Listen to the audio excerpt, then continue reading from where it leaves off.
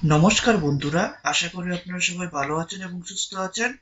Study for কম্পিটিটিভে আপনাদের সবাইকে স্বাগত। আমি শঙ্কর। আর আজকের এই ভিডিওটি বিশেষ করে টেট পরীক্ষার্থীদের জন্য। আজকের এই ভিডিওতে আমি সামাজিক ও রাজনৈতিক জীবনের প্রথম ভাগ নিয়ে আলোচনা করব।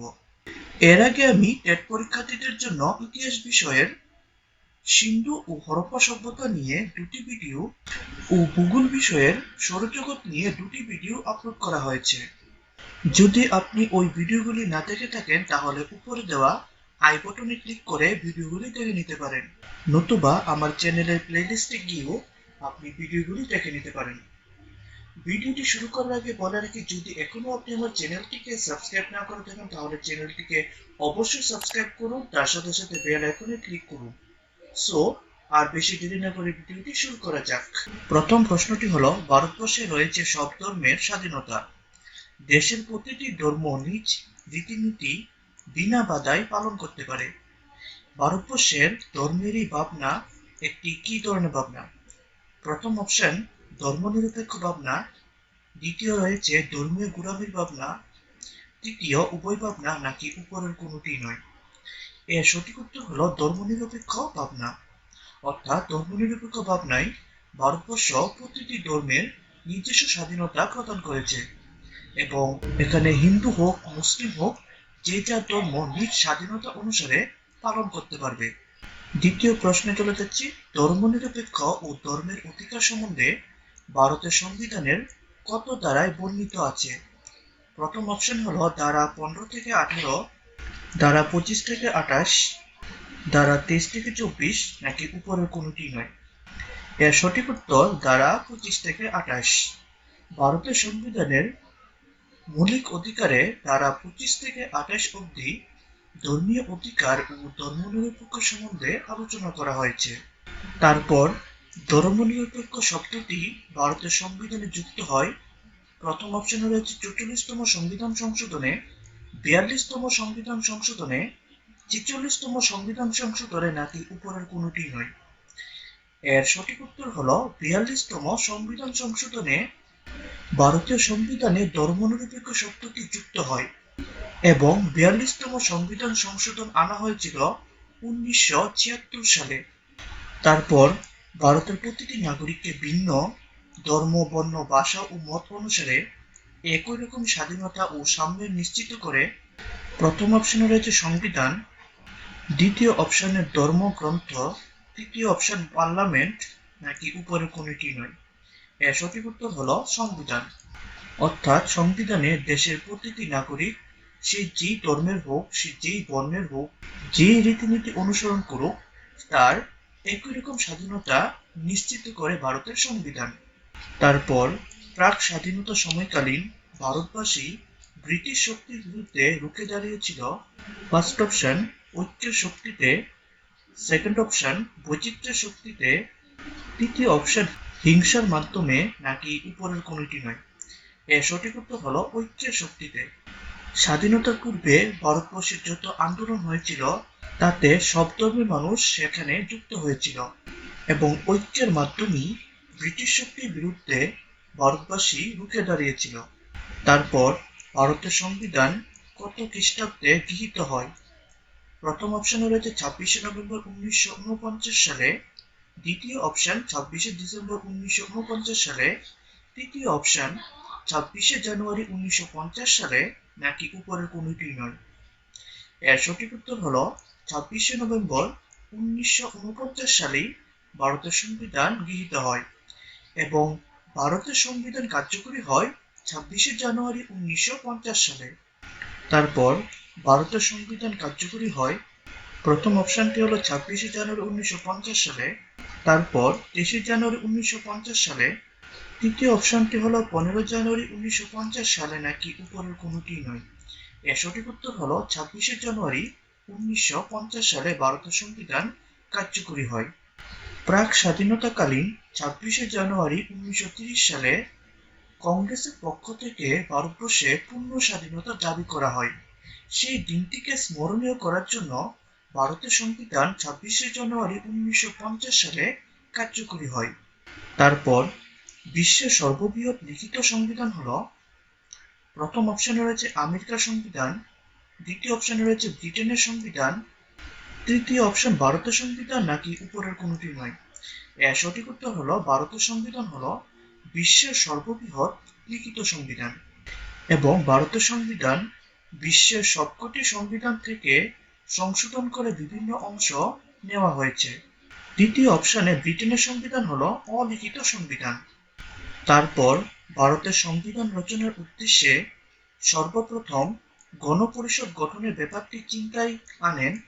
প্রথম অপশনে রয়েছে মহাত্মা গান্ধী, দ্বিতীয় রয়েছে জওহরলাল নেহেরু, তৃতীয় রয়েছে বল্লভভাই প্যাটেল, চতুর্থ অপশনে রয়েছে মানবেন্দ্র নাথ রায়। এর সঠিক উত্তর হলো মানবেন্দ্র নাথ রায় সর্বপ্রথম 1934 সালে ভারতের সংবিধান রচনার উদ্দেশ্যে গণপরিষদ গঠনের ব্যাপারটি চিন্তায় আনেন। তারপর ভারতের জাতিভেদ প্রথা বিভক্ত ছিল। প্রথমে রয়েছে ব্রাহ্মণ, তারপর ক্ষত্রিয়, বৈশ্য, শূদ্র। এর সঠিক হলো উপরের সবকটি বর্ণই ভারতের জাতিভেদ প্রথা বিভক্ত ছিল। তারপর প্রাচীন ভারতে জাতিভেদ প্রথায় কোন বর্ণের আধিপত্য অনেক ছিল? প্রথম অপশনে রয়েছে ক্ষত্রিয়দের, দ্বিতীয় অপশনে রয়েছে ব্রাহ্মণদের, তৃতীয় অপশনে রয়েছে বৈশ্যের নাকি উপরের কেউই নয়। এর সঠিক উত্তর হলো ব্রাহ্মণদের। জাতিভেদ প্রথায় সমাজে ব্রাহ্মণদের আধিপত্য অনেক ছিল। তারা সমাজে শিক্ষার বিস্তারে এবং পুজো পাঠ করার দায়িত্ব ব্রাহ্মণদের উপরে ছিল। তারাই সমাজ রীতিনীতি পরিচালনা করত। তারপর জাতিভেদ প্রথায় কাদের বিশেষ স্বাধীনতা ছিল না? প্রথম অপশন শূদ্রদের, দ্বিতীয় অপশন ব্রাহ্মণদের, তৃতীয় অপশন ক্ষত্রিয়দের নাকি কারণ নয়। এর সঠিক উত্তর হলো শূদ্রদের। জাতিভেদ প্রথায় সমাজে শূদ্রদের স্থান ছিল অনেক নিচে। তাদের বেদ পাঠ ও মন্দিরে প্রবেশ নিষিদ্ধ ছিল। সব বর্ণের সেবা করা তাদের একমাত্র দায়িত্ব ছিল। তারপর জাতিভেদ প্রথায় কাদের মন্দিরে প্রবেশ নিষিদ্ধ ছিল এবং বিভিন্ন ধর্মগ্রন্থ পড়ারও নিষিদ্ধ ছিল? প্রথম অপশনে রয়েছে ক্ষত্রিয়দের, দ্বিতীয় অপশনে রয়েছে ব্রাহ্মণদের, তৃতীয় অপশনে রয়েছে শূদ্রদের, চতুর্থ অপশনে রয়েছে উপরে কেউই নয়। এর সঠিক উত্তর হলো শূদ্রদের। শূদ্রদের মন্দিরে প্রবেশ নিষিদ্ধ ছিল এবং ধর্মগ্রন্থ পড়ারও নিষিদ্ধ ছিল। তারপর বেদ হলো মোট প্রথম অপশনে 4টি, দ্বিতীয় অপশনে রয়েছে 1টি, তৃতীয় অপশনে 2টি, চতুর্থ অপশনে 5টি। এর সঠিক উত্তর হলো বেদ হলো 4টি। সেই বেদগুলি হলো ঋগ্বেদ, সামবেদ, যজুর্বেদ এবং অথর্ববেদ। তারপর বেদের মধ্যে সর্ববৃহৎ এবং সর্বপ্রধান হিসেবে পরিচিত ছিল প্রথম অপশনে রয়েছে ঋগ্বেদ, তারপর সামবেদ, যজুর্বেদ নাকি অথর্ববেদ। এর সঠিক উত্তর হলো ঋগ্বেদ। তারপর জাতিভেদ প্রথা অনুসারে সমাজকে বহিরাগত শক্তি থেকে সুরক্ষা করার দায়িত্ব ছিল কার উপর? প্রথম অপশনে রয়েছে ক্ষত্রিয়দের উপর, দ্বিতীয় অপশনে রয়েছে ব্রাহ্মণদের উপর, তৃতীয় অপশনে রয়েছে বৈশ্যদের উপর এবং চতুর্থ অপশনে রয়েছে উপরের কেউই নয়। এর সঠিক উত্তর হলো ক্ষত্রিয়দের উপর। অর্থাৎ সমাজকে বহিরাগত শক্তি ও বিদেশি শক্তি থেকে রক্ষা করার দায়িত্ব ক্ষত্রিয়দের উপর ছিল। তারপর সমাজে শিক্ষাদান ও মন্দিরে পূজা দেওয়ার দায়িত্বে থাকতেন প্রথম অপশনে রয়েছে ব্রাহ্মণরা, দ্বিতীয় ক্ষত্রিয়রা, তৃতীয় বৈশ্যরা নাকি উপরে কেউই নয়। এর সঠিক উত্তর হলো ব্রাহ্মণরা।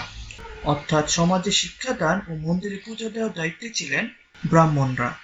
অর্থাৎ সমাজে শিক্ষাদান ও মন্দিরে পুজো দেওয়ার দায়িত্বে থাকতেন ব্রাহ্মণ। তারপর জাতিভেদ প্রথায় তাদের সব বর্ণের সেবা করতে হতো।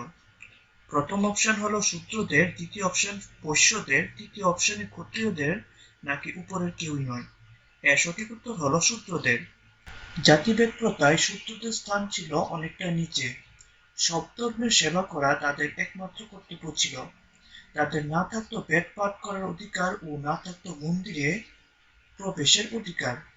তারপর বেদান্ত হিসেবে পরিচিত প্রথম অপশন রয়েছে উপনিষদ, দ্বিতীয় অপশন আরণ্য, তৃতীয় অপশন সমহিতাস নাকি উপরের কোনোটি নয়। এর সঠিক উত্তর উপনিষদ। উপনিষদকে বেদান্ত বলা হয় এবং একে পঞ্চবেদও বলা হয়। সর্বশেষ প্রশ্নটি হলো বর্ণভেদ প্রথা বেদের কোন গ্রন্থে বর্ণিত ছিল? প্রথম অপশনে রয়েছে ঋগ্বেদে, দ্বিতীয় অপশনে সাম্যবেদে, তৃতীয় অপশন উভয়বেদে নাকি উপরের কোনোটি নয়। এর সঠিক উত্তর হলো ঋগ্বেদে। ঋগ্বেদের দশমতম মণ্ডলের অন্তর্গত পুরুষ সুক্ত অংশে এই বর্ণভেদ কথাটি উল্লেখিত রয়েছে। সামাজিক ও রাজনৈতিক জীবন নিয়ে ভিডিওটির প্রথম ভাগ এখানেই সমাপ্ত হলো। আপনি যদি এই ভিডিওটির পিডিএফ পেতে চান তাহলে আমার সাইটে চলে যেতে পারেন। আমার সাইটের অ্যাড্রেস হলো www.studyforcompetitive.weebly.com এবং এই সাইটের লিংকটি এই ভিডিও ডেসক্রিপশনে দেওয়া থাকবে। আপনি ইচ্ছে করলে এই লিংকে ক্লিক করে আমার সাইটে গিয়ে পিডিএফটি ডাউনলোড করে নিতে পারেন। সো ভিডিওটি ভালো লাগলে ভিডিওটিকে অবশ্যই লাইক করবেন, শেয়ার করবেন, আর আপনি যদি এই চ্যানেলে নতুন হয়ে থাকেন তাহলে চ্যানেলটিকে অবশ্যই সাবস্ক্রাইব করবেন। ধন্যবাদ।